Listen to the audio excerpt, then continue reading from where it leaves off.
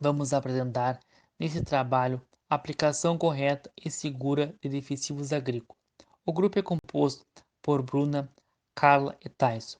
Defensivos agrícolas são conhecidos como agroquímicos, pesticidas, agrotóxicos, entre outros. Falando um pouco sobre agrotóxicos, são substâncias químicas capazes de controlar pragas, doenças e plantas daninhas, que são os principais gargalos da produção, sendo principalmente em monocultura. Mas da onde eles vêm? Os agrotóxicos foram utilizados como armas de guerra antes de servirem para controle de vetores e doenças em campanhas de saúde pública. Aqui ressalto a utilização de defensivos, que deve estar associada a métodos de controle, ou seja, conhecimento do produtor, como a forma de aplicar correta e segura, evitando danos à saúde e ao meio ambiente. A palavra defensivo agrícola define os produtos químicos utilizados na nossa agricultura, conforme a lei federal, que dispõe a pesquisa, a produção, classificação e a utilização e fiscalização de agrotóxicos no território brasileiro, assim tendo como os principais tópicos competência da União, responsabilidade civil e penal por danos causados à saúde e ao meio ambiente. Também ressalto a maneira da venda, ou seja, através de receituário agronômico, e também o agrônomo deve ser habilitado. Em nível estadual, temos o controle agrotóxicos e outros biocidas. Conforme o quadro abaixo, podemos classificar a classe toxológica dos defensivos agrícolas, como a classe, a faixa e a toxicidade. Por exemplo, a classe 1, faixa vermelho, extrema tóxico. A classe 2, faixa amarelo, é alto tóxico. Na classe 3, faixa azul, é médio tóxico.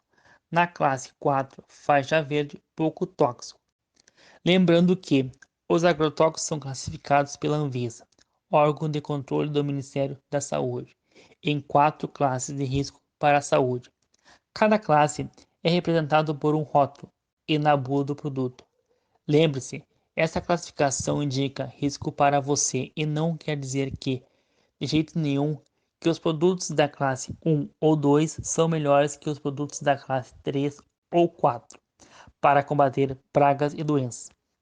O que importa é o produto ser indicado por o rótulo e na bula para controlar a praga ou doença na cultura que você quer tratar. Essa informação são obrigatoriamente no receituário agronômico. A classificação do uso de defensivos agrícolas.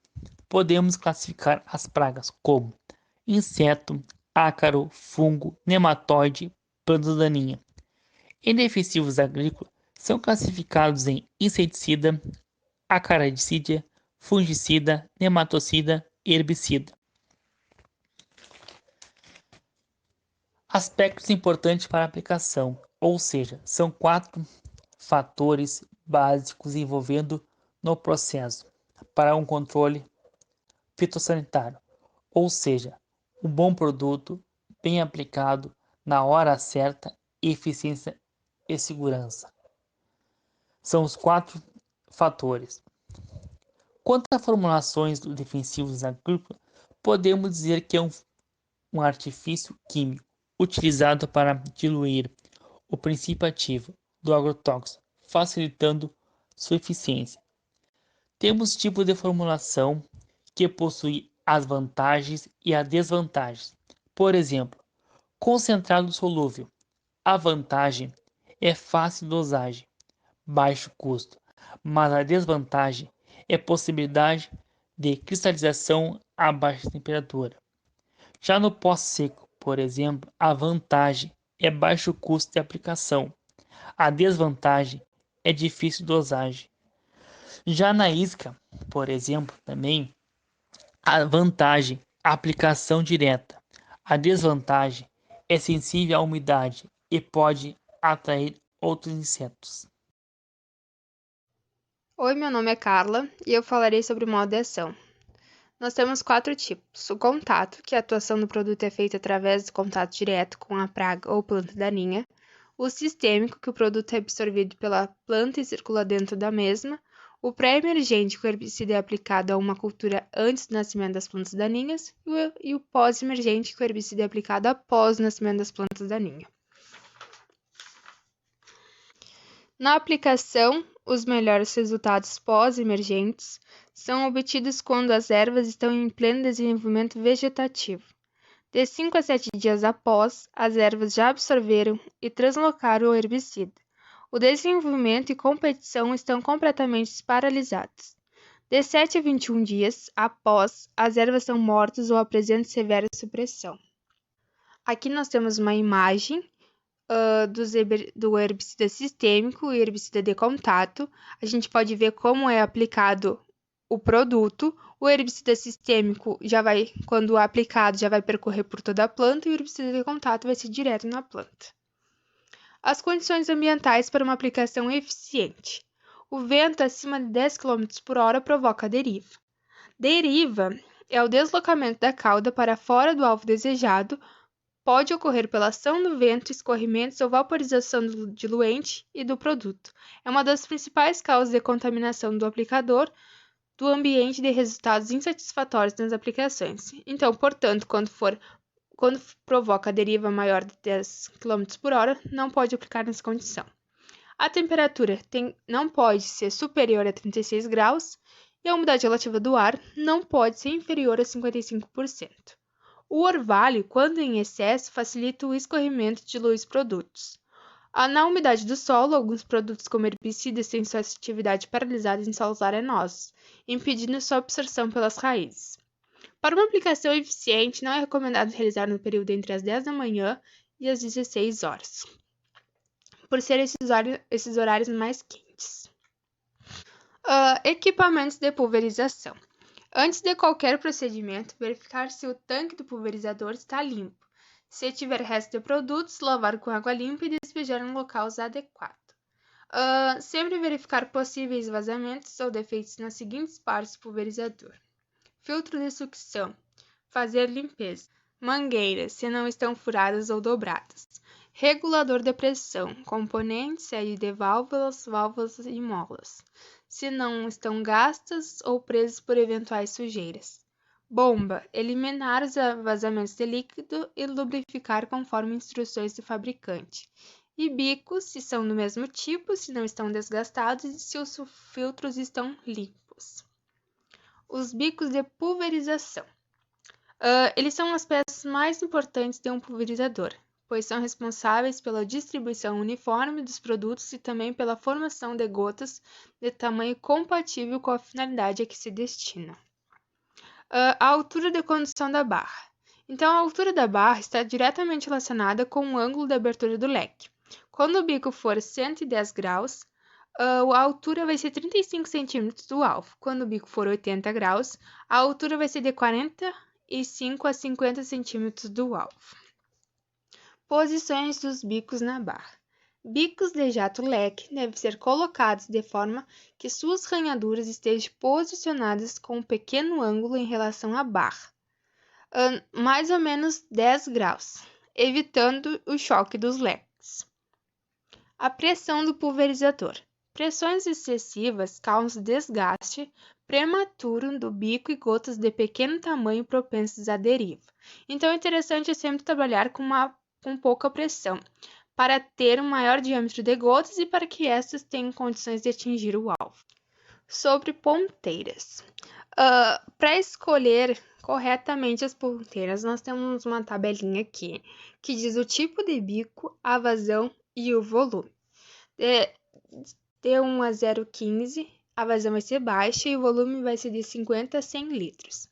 De 0,2 a 0,3, a vazão vai ser média e o volume vai ser de 100 a 200 litros. 0,4, a vazão vai ser alta e o volume vai ser maior que 200 litros. Aqui a gente tem uma imagem mostrando cada ponta com uma cor. As cores das pontas de pulverização indicam a vazão que oferecem. Para a esquerda a vazão vai ser menor, para a direita a vazão vai ser maior. Ali embaixo diz como montar a barra do pulverizador. Muito importante também, pois as pontas têm que ser iguais, os espaçamentos têm que ser constantes e a altura da aplicação tem que ser igual ao espaçamento, constante. Além da gente escolher o tipo de bico, sobre a vazão e sobre o volume, é muito importante saber o material do bico e a sua duração. O material de fabricação do bico nós temos latão, nylon, aço inox, polímero e cerâmica. E a sua vida útil desses materiais são em horas. O latão é 100 horas, o nylon é 200 horas, o aço inox e o polímero é 400 horas e a cerâmica é mais de 400 horas. Uma observação muito importante: quando os bicos estão com mais de 10% de fora da vazão desejada, eles devem ser imediatamente descartados. Bom, meu nome é Bruna e eu vou falar um pouquinho sobre a importância do uso dos EPIs. Os EPIs são componentes desenvolvidos para a função específica de proteção de parte do corpo do trabalhador, quando da execução de uma operação no local de trabalho, visando diminuir o risco de ocorrência de acidentes. Para o caso específico de defensivos agrícolas, diferentes EPIs são de uso obrigatório, de acordo com a exposição do trabalhador nas etapas de transporte, armazenamento, preparo e aplicação da cal. Quem tem que fornecer os EPIs é o empregador. Depois do final do serviço, tem que descontaminar os EPIs, fazer uma lavagem, e depois de um número certo de lavagem, esses EPIs devem ser substituídos. Um exemplo, a cada 10 lavagens, os EPIs todos devem ser substituídos. Todos os EPIs eles têm que possuir o CA, que é o Certificado de Aprovação. Agora eu vou falar um pouquinho sobre quais EPIs que os trabalhadores devem usar para a aplicação de defensivos agrícolas. Viseira facial, touca árabe, respirador, jaleco, avental, luva, calça e bota.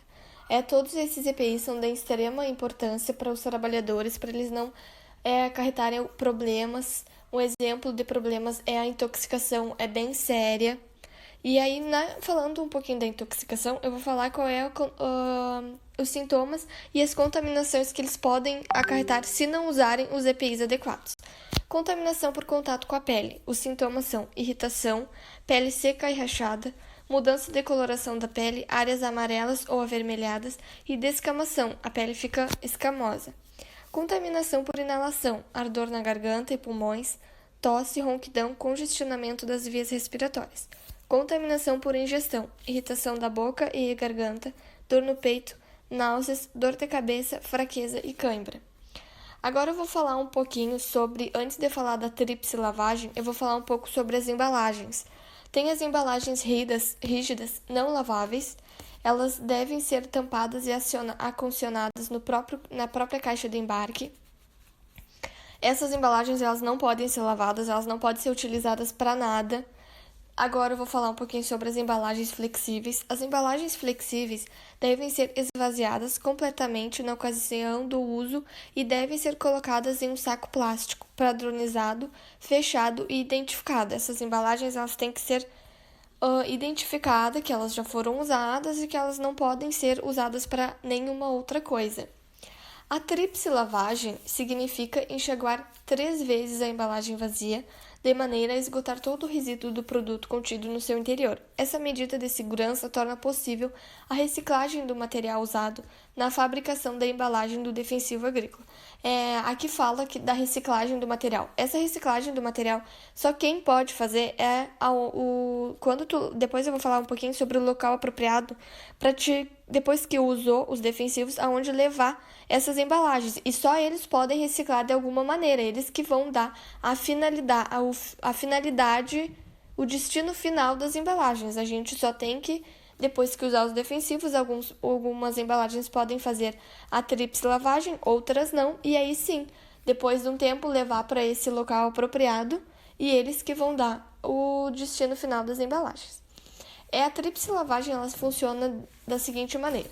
Primeiro, esgotar todo o conteúdo da embalagem do produto, tirar todo o resto, no local apropriado, colocar 1/4 de água do volume total, agitar bem para lavar a embalagem, tampa e agita bem, despejar a água da lavagem dentro do pulverizador, furar o fundo da embalagem para não ser reutilizada e tem que conservar o rótulo. Agora eu vou falar um pouquinho como guardar as embalagens vazias até a devolução. Após o preparo, as embalagens vazias devem ser armazenadas em local coberto e trancado, ao abrigo de chuva e com boa ventilação. O local pode ser o próprio depósito das embalagens cheias, e as embalagens vazias devem ficar separadas das cheias. O local pode ser o mesmo das embalagens vazias quanto as cheias, só elas têm que ficarem separadas, ficarem com uma distância, as cheias de um lado e as vazias de outra. As embalagens vazias podem permanecer armazenadas temporariamente na propriedade, até que seja reunida quantidade suficiente para serem levadas à unidade de recebimento. Elas podem ficar um pouco na propriedade e aí quando juntarem um número X de embalagens para levar para o local apropriado, que é o que eu vou falar agora. Quando e onde devolver as embalagens vazias?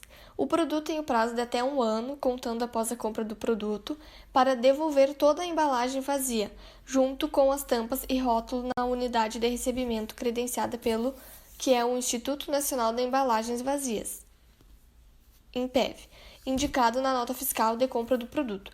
Bom, depois que a gente juntar um número X de embalagens, a gente tem que pegar todas essas embalagens, como eu expliquei ali em cima, umas colocar no saco plástico padronizado e a outra colocar nas caixas, e aí sim pega essas embalagens e leva para o INEP, que lá eles vão dar o destino final dessas embalagens. Essas embalagens, elas não podem ser reutilizadas, como eu já falei, porque implica na possibilidade de contaminarem o meio ambiente. É uma coisa bem séria, se não fizerem as coisas corretas, vai contaminar o meio ambiente, não só o meio ambiente, como as pessoas também, todos os seres vivos que vivem no meio ambiente. Eu acho que nem todo mundo faz isso que a gente falou, né? A maioria das pessoas realmente não fazem isso, não levam a sério. Eu já vi propriedades com os resíduos atirados no meio do campo, e isso acaba contaminando. As pessoas não têm noção do quanto isso prejudica o meio ambiente, né? Eu acho que os defensivos agrícolas, eles podem ser usados, mas da maneira correta, da maneira que todos não vá implicar para o meio ambiente, sabe? Não vá prejudicar o meio ambiente. Bom, a conclusão. A gente concluiu que através do uso correto e seguro dos defensivos agrícolas, há um menor risco de agredir o meio ambiente e contaminar os seres humanos. Foi exatamente o que eu falei ali atrás. As pessoas elas têm que se conscientizar de usar correto e fazer um uso correto e seguro para não contaminar o meio ambiente. Nem todo mundo leva a sério sobre o meio ambiente. As pessoas muitas vezes não dão bola, as pessoas querem poluir, querem fazer as coisas erradas, só que realmente vai chegar um momento que vai estar tudo saturado, o meio ambiente as pessoas não vão poder, um exemplo, plantar, porque o solo vai estar danificado por causa dessas outras pessoas que não fazem o uso correto e seguro dos defensivos agrícolas, não só dos defensivos agrícolas, mas também de outras coisas dentro do meio ambiente. As pessoas poluem a água,